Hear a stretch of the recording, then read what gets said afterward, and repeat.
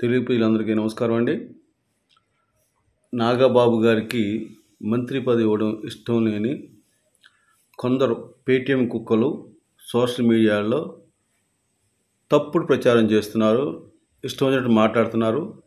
అంటే పేటీఎం కుక్కలు ఎట్లా ఉంటాయంటే బాలకృష్ణ బొమ్మ, లోకేష్ బొమ్మ, చంద్రబాబు నాయుడు బొమ్మను పెట్టుకుని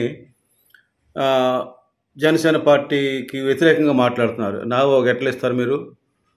బాలకృష్ణ అంటే నాకు తెలియదన్న నాగబాబుకి ఎలా ఇస్తారు మీరు అని అంటే కేవలం తెలుగుదేశం వాళ్ళే ఇవన్నీ పెడుతున్నారని ఒక భ్రమ రావడానికి అలా చేస్తున్నారని నేను అనుకుంటున్నాను.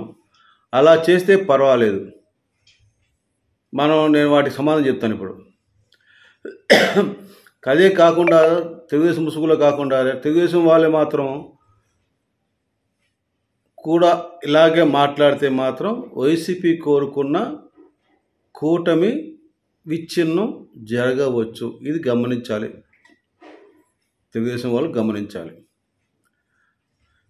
అసలుకి వీళ్ళకి అసలు బుద్ధి జ్ఞానం ఉందా అసలు అడుగుతున్నాను. నేను అసలుకి సరే వైసీపీ పేటీఎం కుక్కలే తెలుగుదేశం ముసుగులో పెట్టారు అనుకుందాం. వాళ్ళు కూడా ఇదే సమాధానం ఏం చెప్పారు ఒకటి సోషల్ మీడియాలో, బాలకృష్ణ అంటే తెలియని నాగబాబుకి ఎలా ఇస్తారు మీరు అని ఒకటి ఫస్ట్ ప్రశ్న.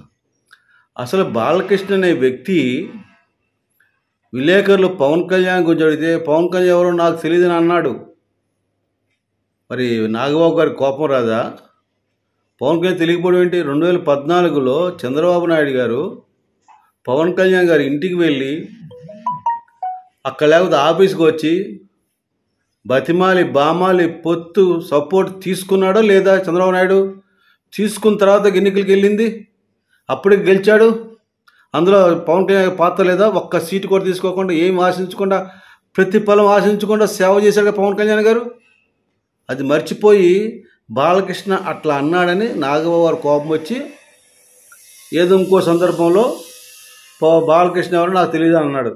అది వీళ్ళు ఎందుకు చెప్తున్నా కంపేర్ చేస్తే కొంతమంది తెలియదు, దీనికి మర్చిపోతారు.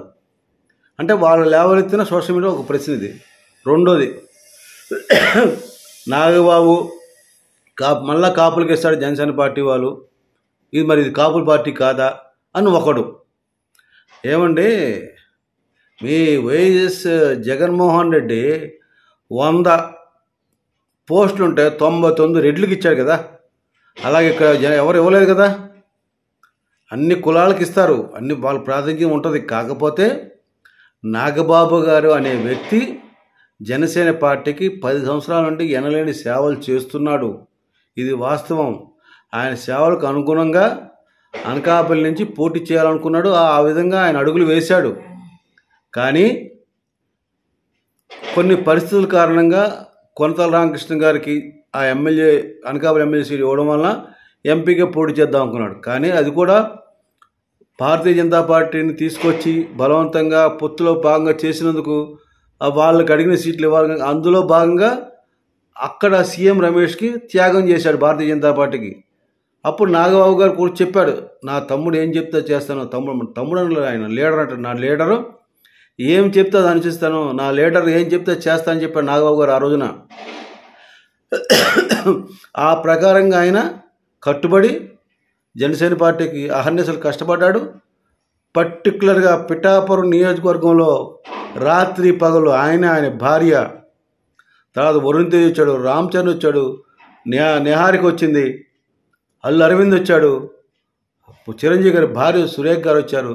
వీళ్ళందరూ వచ్చి జబర్దస్త్ టీమ్ హైపరాది కావచ్చు, చాలామంది వచ్చి అందరూ వచ్చి వాలంటీర్గా పవన్ కళ్యాణ్ గారి కోసం ఎంతో కష్టపడ్డారు. ఎందుకు కష్టపడ్డారంటే నిన్న మీకు వీడియో చేసి చెప్పాను. ఆయన హత్యా ప్రయత్నం అప్పుడు ఆ వీడియోలో చెప్పాను నేను క్లియర్గా. ఎందుకంటే ఇటువంటి నీతిమంతుడు, న్యాయంగా పనిచేసేవాడు, ప్రజల్ని హక్కును చేర్చుకున్నాడు, ప్రజలని నా కన్నా బిడ్డలను చూసుకునే గొప్ప నాయకుడు ఈ తరానికి దొరకడు.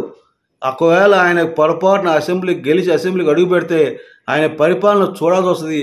ఒక్కసారి పవన్ కళ్యాణ్ గారి పరిపాలన చూస్తే ఇక మన ముఖం ఎవరు చూడరని ఈ దొంగ లుచ్చ పార్టీలందరూ అన్ని నాయకులందరూ కూడా పవన్ కళ్యాణ్ గారికి ఓడించాలని ప్రయత్నించారు. అందుకనే నాగబాబు గారు వారి మిసెస్ ఎంతో కష్టపడ్డారండి పవన్ కళ్యాణ్ గారు గెలుపు కోసం.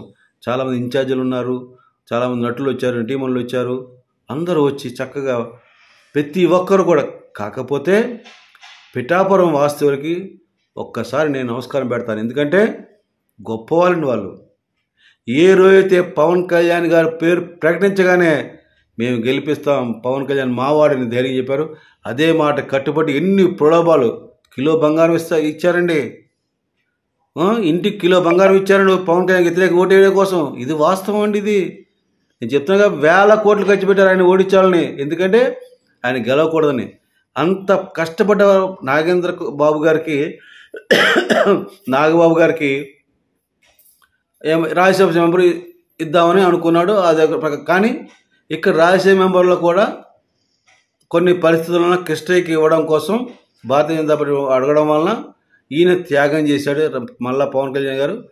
అటువంటి పరిస్థితుల్లో చంద్రబాబు నాయుడు గారు జనసేన పార్టీ ఎప్పుడు త్యాగాలు చేస్తుంది అది అని చెప్పి, ఆ త్యాగానికి ప్రతిఫలంగా నాగబాబు గారికి మంత్రి పదవి ఇస్తా అని చెప్పి పవన్ కళ్యాణ్ చెప్పారు. ఆయన ఓకే అన్నాడు. అందుకే నిన్న ప్రకటించాడు పవన్ కళ్యాణ్ గారు, చంద్రబాబు నాయుడు గారు మన ముఖ్యమంత్రిగా ప్రకటించారు. ఇది వాస్తవం. అంత కష్టపడిన వాళ్ళకి ఫలం ఉండాలిగా. పనిచేసిన వాళ్ళకి ఒడ్డును కూర్చుని తెలుగుదేశం ముసుగులో పేటీఎం కుక్కలన్నీ ఆ పాతని తవ్వుతూ మాట్లాడడం సభ్యత కాదు, సమాజం ఒప్పుకోదు. మీరు ఈ ఏడుపులు మానేయండి. మీ యొక్క పేటీఎం కుక్కలారా మీ ప్రయత్నాలన్నీ మానుకోండి. మనం విజయసాయి అయిపోయాడు. పవన్ కళ్యాణ్ ముఖ్యమంత్రి ఇచ్చేసి అంటే జనసైనికులు ఓహో అని వెళ్ళిపోతారు. వెళ్ళరట్లా. ఆ రోజులు పోయినాయి. పవన్ కళ్యాణ్ గారు అందరూ జన సైనికులు వీరమహిళ బ్రెయిన్ వాష్ చక్కగా చేశారు. చక్కగా నడుచుకుంటారు, చక్కగా పనిచేస్తారు. అందులో సందేహం లేదు. మీ యొక్క తుచ్చమైన నీచమైన పోస్టులు పెట్టి మీడియాలో చేసే దిక్కుమాలిన వాటికి స్పందించరు. కానీ ఒక్కడు మాత్రం గుర్తుంచుకోండి, పేటీఎం కుక్కలారా, మీకు త్వరలోనే తీవ్ర నష్టం జరగబోతుంది, తెలుసుకోండి. ముఖ్యంగా నేను కోరేది ఒకటే, ఒకవేళ కొంతమంది పేటీఎం కుక్కలు తెలుగుదేశం ముసుగులో ఇటువంటి పోస్టులు పెట్టి సోషల్ మీడియాలో ప్రచారం చేస్తే కూటమి పార్టీకి ఏమి నష్టం లేదు. కానీ నిజంగానే సహజం అండి ఇది. ఎందుకంటే తెలుగుదేశం పార్టీ వాళ్ళకి చాలామందికి ఇప్పుడే కాదు 2014 కూడా నుంచి కూడా వాళ్ళకు ఉంది. పవన్ కళ్యాణ్ పొత్తేందుకు మనకి ఒంటరిగా పోరాటం చేద్దాం, ఒంటరిగా మనం గెలుస్తామని చాలా ధీమాతో ఉన్నారు. ఇప్పటికీ ఉన్నారు వాళ్ళందరూ. అటువంటి వ్యక్తులు ఉన్నారు. వాళ్ళు ఏమన్నా ఇవన్నీ పెట్టిస్తున్నారనేది ఒక సందేహం ఉంది జన సైనికుల్లో కానీ ప్రజల్లో కానీ. ప్రజలకి సందేహం వచ్చిందంటే ఒక్కసారి తెలుగుదేశం పార్టీ వారు ఆలోచించాలి. ఒకవేళ నిజంగా తెలుగుదేశం వారే పెడితే మాత్రం ప్రజలు అనుకుంటున్నారు ఏమనంటే, ప్రజలు ఈ విషయాలని నిశ్చితంగా గమనిస్తున్నారు, పరిశీలిస్తున్నారని తెలుసుకోవాలి. ప్రజలు ఏమంటున్నారంటే, తెలుగుదేశం వాళ్ళు మాత్రం ఇలాగే చేస్తే వారికి 2019లో పట్టిన గతి పడుతుందని క్లియర్గా ప్రజలు చెప్తున్నారు. ఇది తెలుసుకోమని నేను తెలుగుదేశం వాళ్ళకి విన్నవిస్తున్నాను. మనం కలిసి ఉండాలి.